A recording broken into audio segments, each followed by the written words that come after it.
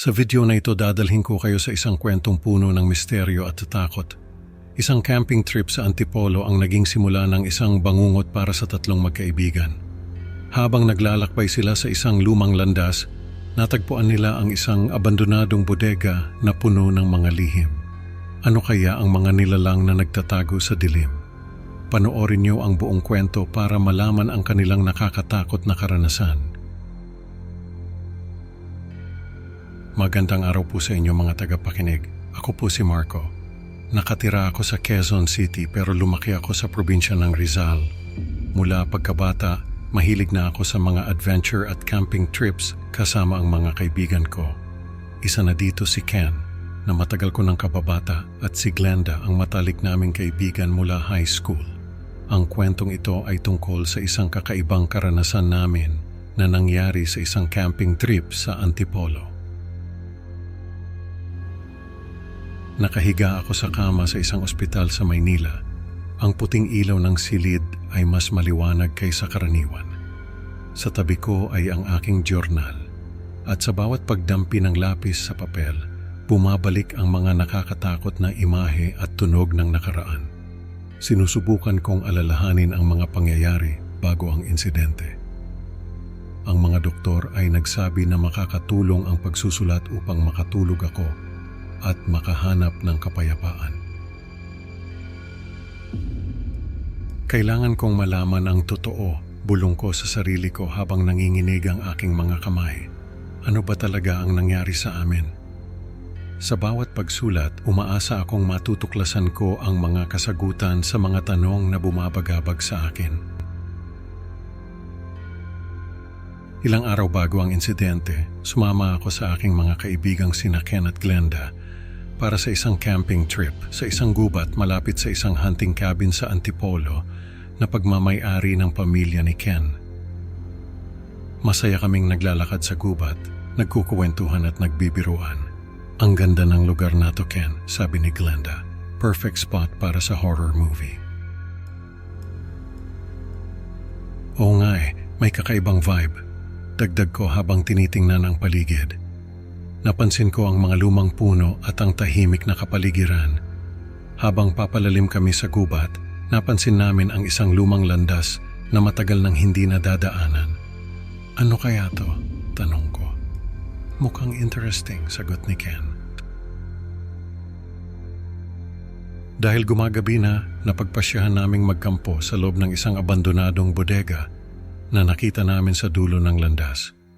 Hindi namin alam na ito ang magiging simula ng aming bangungot. Nung kalaliman ng gabi, habang natutulog si Glenda, narinig namin ni Ken ang mga kakaibang ingay mula sa ilalim ng bodega. Ano yan? Tanong ko kay Ken habang pinapakinggan ang mga tunog. Parang may gumagalaw sa ilalim, sagot niya halatang nag-aalala. Narinig mo ba yon? Tanong ni Ken mas malakas na ngayon. Nagpasya kaming siya sa atin ito. Dahan-dahan lang, baka may mga hayop lang, sabi ni Ken habang bumababa kami sa madilim na hagdanan. Sana nga, sagot ko, pero hindi ko mapigilan ang kaba sa dibdib ko.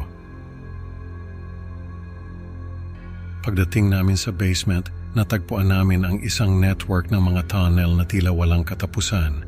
Ano to? Para saan tong mga tunnel na to?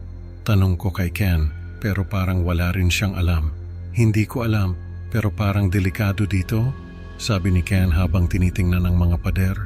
Dapat siguro bumalik na tayo, dagdag ko, pero nagpatuloy siya. Nagpatuloy si Ken, pero bigla siyang nawala sa paningin ko. Ken, nasaan ka? Sigaw ko. Sa gitna ng dilim, narinig ko ang isang sigaw. Sa takot, hinanap ko siya, pero sa halip, natagpuan ko ang isang nilalang na dating tao. Ang mga mata nito ay puno ng poot at gutom. Nagtago ako mula sa nilalang na pagtanto kong hindi lang isa kundi marami pa sila. Ang kanilang mga hakbang ay nag-echo sa loob ng mga madilim na tunnel at bawat tunog ay parang palapit ng palapit. Kailangan kong makatakas. Bulong ko sa sarili ko habang sinusubukan kong mag-isip ng paraan. Nakakita ako ng isang tubo at ginamit ko ito para ipagtanggol ang sarili laban sa isang umaataking nilalang. Hindi ako susuko, sabi ko habang pinipilit kong masaktan ang nilalang. Nagawa kong masaktan ito pero mas marami pang nilalang ang dumating. Patuloy akong tumakas. Ang bawat hakbang ay parang nagiging mas mabigat. Ken, nasaan ka? Bulong ko habang tumatakbo. Habang tumatakbo, napansin ko ang mga lumang kasangkapan at mga sirang kahon sa gilid ng tunnel. Baka may magamit ako dito, sabi ko sa sarili ko. Pero wala akong nahanap na sapat na sandata. Nakarinig ako ng mga yabag sa likod ko, kaya't mas binilisan ko pa ang takbo. Hindi ako pwedeng mahuli, bulong ko habang hinahabol ako ng mga nilalang. Natagpuan ko ang pinaslang na katawan ni Ken. Ang kanyang muka ay puno ng takot at sakit. Hindi ito maaari, sabi ko habang pinipilit kong hindi umiyak. Lumuhod ako sa tabi ni Ken, hawak ang kanyang malamig na kamay. Patawad Ken, bulong ko habang pinipilit kong tumayo at magpatuloy. Tumakbo ako ng walang tigil hanggang sa makakita ako ng isang maliit na tubo ng kanal na palabas. Walang pag-aalinlangan, gumapang ako dito, hinahabol ng mga nilalang. Ramdam ko ang malamig na hangin na nagmumula sa labas, pero ang mga kamay nila halos abutin na ako. Pabilis ng pabilis ang tibok ng puso ko, parang sasabog na sa kaba. Nahulog ako sa isang ilog sa labas ng gubat at nawalan ng malay. Ang malamig na tubig ay nagbigay sa akin ng pansamantalang kaligtasan, ngunit ang aking isipan ay puno ng takot at pagod. Nang magising ako, naramdaman ko ang sakit sa buong katawan ko. Buhay pa ako, bulong ko sa sarili ko habang pilit na bumabangon. Hindi ko alam kung gaano katagal akong nawalan ng malay, pero ang lamig ng tubig ay parang bumabalot pa rin sa akin. Natagpuan ako ng mga awtoridad at dinala sa ospital sa Maynila. Ang mga ilaw ng ambulansya ay nagbigay ng kaunting liwanag sa aking madilim na alaala. Ano ang nangyari sa'yo? Tanong ng isang pulis habang ako'y nasa stretcher. Mga nilalang, sa bodega. Sagot ko, ngunit tila hindi sila naniniwala. Nakikita ko sa kanilang mga mata ang pagdududa, parang iniisip nila na nababaliw lang ako. Kailangan nating malaman ang buong kwento, sabi ng doktor. Ngunit ang aking kwento ay tinuring lamang na bunga ng aking deliryo.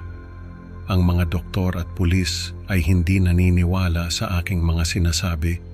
Iniisip nilang ito ay epekto lamang ng trauma.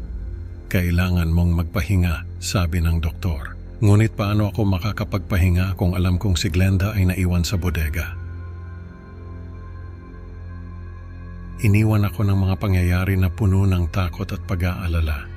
Alam kong si Glenda ay naiwan sa bodega at ang pinto patungo sa basement na may mga nilalang ay naandoon pa rin sa labas, naghihintay ng susunod na biktima. Sa aking journal, patuloy akong nagsusulat, umaasang isang araw ay may makikinig at maniniwala sa aking kwento.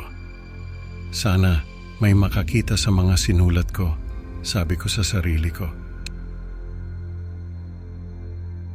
Hindi ko sila pababayaan, bulong ko habang sinusulat ang huling mga salita sa journal. Kailangan kong malaman ang totoo.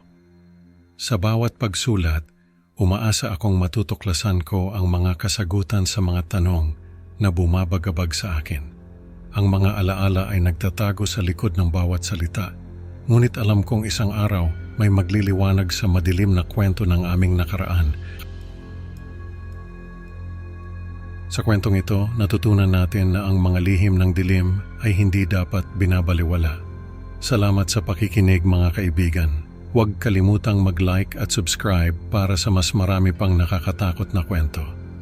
Hanggang sa susunod na upload, manatiling ligtas at huwag kalimutang mag-ingat sa dilim. Paalam at sana'y hindi kayo magising sa bangungot ngayong gabi.